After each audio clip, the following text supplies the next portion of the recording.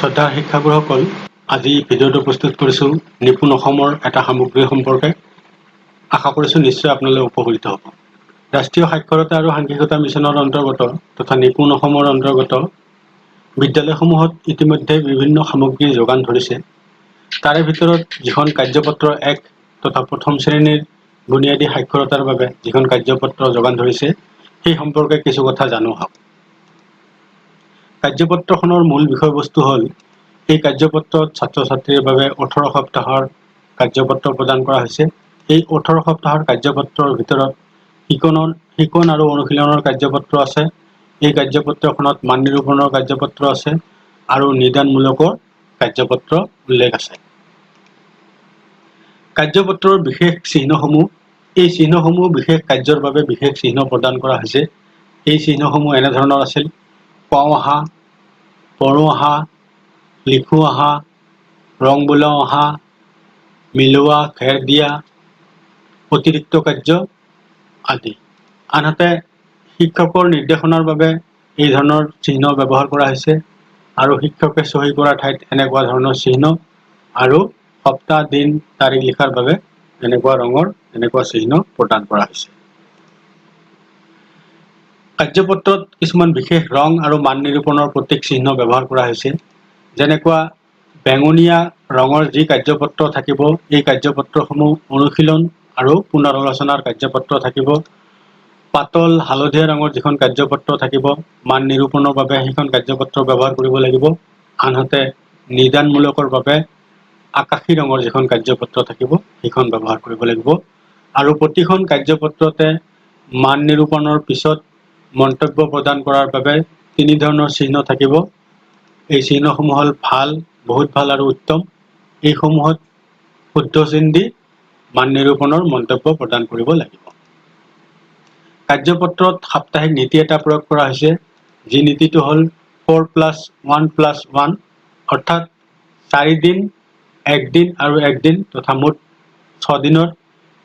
এই কাৰ্যপত্ৰখনত প্ৰথম শ্ৰেণীৰ কাৰ্যপত্ৰৰ কিছু বিশেষ সপ্তাহত 4+2+1 তথা 4খন কাৰ্যপত্ৰ, 2খন কাৰ্যপত্ৰ আৰু 1খন কাৰ্যপত্ৰ।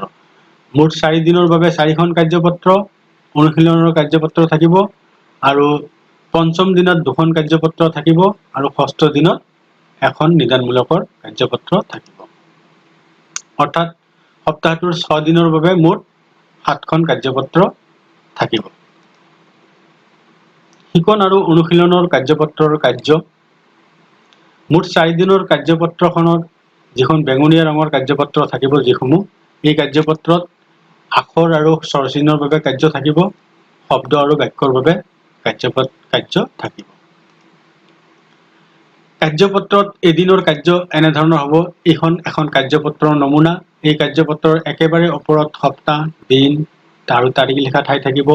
তাৰ ঠিক তলতে শিক্ষকৰ বাবে নিৰ্দেশনা থাকিব আৰু তাৰ তলত 4 ধৰণৰ শিশুৰ বাবে 4 ধৰণৰ ক্ৰিয়াকলাপ থাকিব। শেষত মান নিৰূপণৰ প্ৰতীকী মন্তব্য আৰু শিক্ষকৰ চহী থাকিব।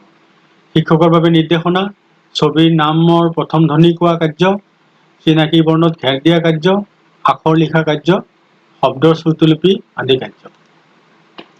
মান নিৰূপণৰ এখন কাৰ্যপত্ৰৰ এনেকুৱা ধৰণৰ ৰূপ হ'ব। এই কাৰ্যপত্ৰখনো একেধৰণৰ হ'ব। শিক্ষকৰ বাবে নিৰ্দেশনা থাকিব, মান নিৰূপণৰ বাবে 2টা কাৰ্য থাকিব, শ্ৰুতলিপি থাকিব, কাৰ্য অনুসৰি নম্বৰ প্ৰদান কৰা। এই কাৰ্যপত্ৰখনৰ বিশেষত্ব হ'ল 2টা কাৰ্যৰ বাবে নম্বৰ নিৰ্ধাৰণ কৰা হৈছে। এই নম্বৰ নিৰ্ধাৰণৰ ওপৰত বিশেষ কিছু কাৰ্য আছে, পিছৰ পৰ্যায়ত আমি সেইটো আলোচনা কৰিম।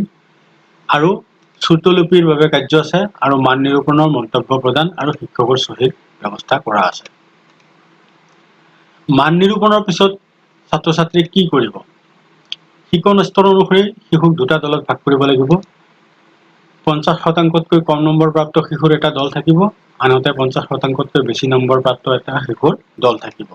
যিসকল শিশুৱে 50%তকৈ কম নম্বৰ পাইছে, তেওঁলোকক বৰ্ণ আৰু শব্দৰ স্তৰৰ ক্ৰিয়াকলাপ কৰিব লাগিব আৰু যিসকলে 50%তকৈ বেছি নম্বৰ পাইছে, তেওঁলোকৰ বাবে পাঠোদ্ধাৰ আৰু পঠনৰ ক্ৰিয়াকলাপ কৰিব লাগিব।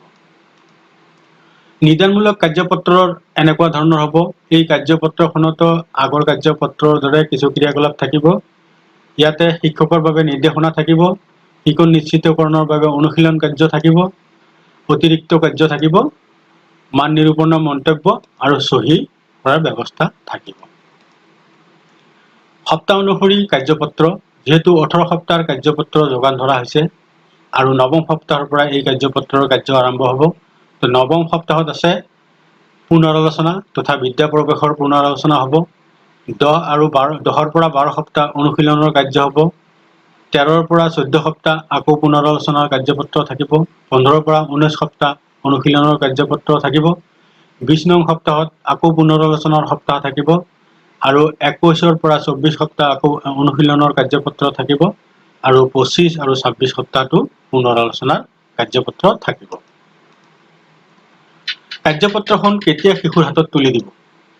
প্ৰথম 8 সপ্তাহৰ পিছত তথা নৱম সপ্তাহৰ পৰা এই কাৰ্যপত্ৰখন শিশুৰ হাতত তুলি দিব লাগিব, কাৰণ প্ৰথম 8 সপ্তাহ শিশুক বিদ্যা প্ৰৱেশৰ বাবে যোগান ধৰা কাৰ্যপত্ৰত ক্ৰিয়াকলাপ কৰিব লাগিব। শিক্ষকৰ কৰণীয়, কাৰ্যপত্ৰখন ব্যৱহাৰ কৰাৰ আগতে শিক্ষকৰ হাতপুথি এখন যোগান ধৰা হৈছে। হাতপুথিত এই কাৰ্যপত্ৰ ব্যৱহাৰৰ দিক নিৰ্দেশনা দিয়া আছে। এই দিক নিৰ্দেশনাসমূহ টুকি ল'ব লাগিব। সপ্তাহটোৰ 6 দিনৰ বাবে এই কাৰ্যপত্ৰখন ব্যৱহাৰ কৰিব আৰু মুঠ 30ৰ পৰা 35 মিনিট সময়ৰ বাবেহে এই কাৰ্যপত্ৰখন ব্যৱহাৰ কৰিব। আৰু ছাত্ৰ ছাত্ৰীক এই কাৰ্যপত্ৰখন ঘৰলৈ পঠিয়াই নিদিব, কাৰণ ছাত্ৰ ছাত্ৰীয়ে দিন আৰু সপ্তাহত কৰিবলগীয়া কাৰ্যখিনি ঘৰত কৰিব পাৰে। তাৰ বাবে বিদ্যালয়ত ৰখাৰ ব্যৱস্থাই উত্তম ব্যৱস্থা হিচাপে বিবেচনা কৰা হৈছে। পিৰিয়ড এটাত কেতিয়া কাৰ্যপত্ৰখন ব্যৱহাৰ কৰিব? প্ৰথমে পাঠ্যপুথিৰ পৰা মৌখিক বিকাশৰ বাবে কাৰ্য কৰাব। দ্বিতীয়তে এই কাৰ্যপত্ৰখন শিশুৰ হাতত তুলি দিব আৰু তৃতীয়তে বিটবুক বা মৌচকৰ কাৰ্য কৰাব। এই কাৰ্যপত্ৰখনত বিশেষ কিছুমান মনত ৰাখিবলগীয়া দিশ আছে, যেনেকৈ শিক্ষকৰ বাবে দিয়া নিৰ্দেশনা অনুসৰণ কৰা। প্ৰতিখন কাৰ্যপত্ৰতে শিক্ষকৰ বাবে নিৰ্দেশনা দিয়া আছে, সেই কাৰ্যপত্ৰসমূহ অনুসৰণ কৰিব লাগিব। তাৰপিছত শিক্ষকে চহী কৰাৰ ব্যৱস্থা কৰা আছে, তাতে চহী কৰিব লাগিব। আৰু কাৰ্যপত্ৰত শ্ৰুতলিপিৰ ব্যৱস্থা আছে, এই শ্ৰুতলিপিখিনি আগতীয়াকৈ সাজু কৰি ল'ব লাগিব। মান নিৰূপণৰ নম্বৰ দিয়াৰ ব্যৱস্থা আছে, তাতে নম্বৰ প্ৰদান কৰিব লাগিব। তাৰিখ লিখাৰ ঠাই আছে, তাতে তাৰিখ লিখিব লাগিব আৰু মান নিৰূপণৰ প্ৰতীকী মন্তব্য প্ৰদান কৰিব লাগিব। আশা কৰিছোঁ ভিডিঅ'টো চাই আপোনালোক নিশ্চয় উপকৃত হ'ব। ধন্যবাদ। আজিলৈ এৰিছোঁ।